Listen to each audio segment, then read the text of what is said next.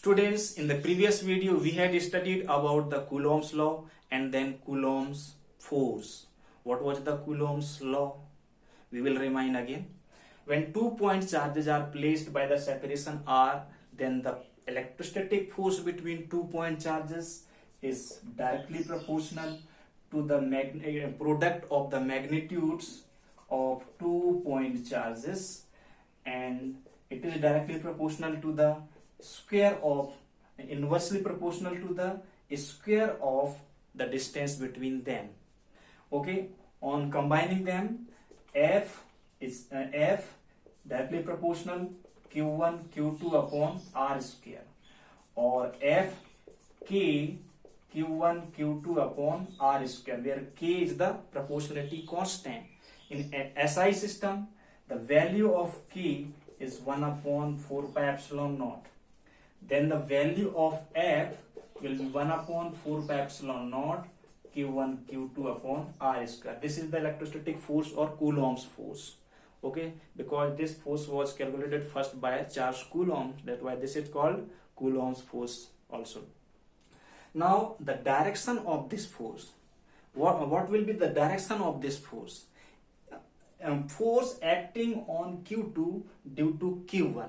If these are like charges, then the force exerted by Q1 will be along this direction. If this is negative and this is positive, means these are unlike charges, then the force on Q2 will be along this direction. In both conditions, the direction of force is along the line joining 2-point charges.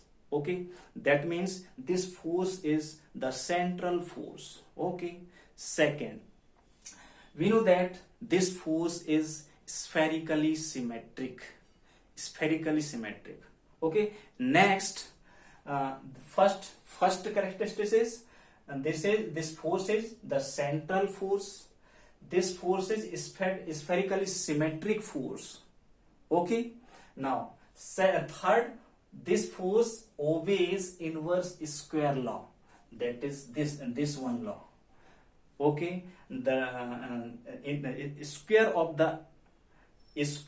the distance, force is inversely proportional to the square of the distance between them, means this force obeys the inverse square law. Okay, that this is the third characteristic of this force.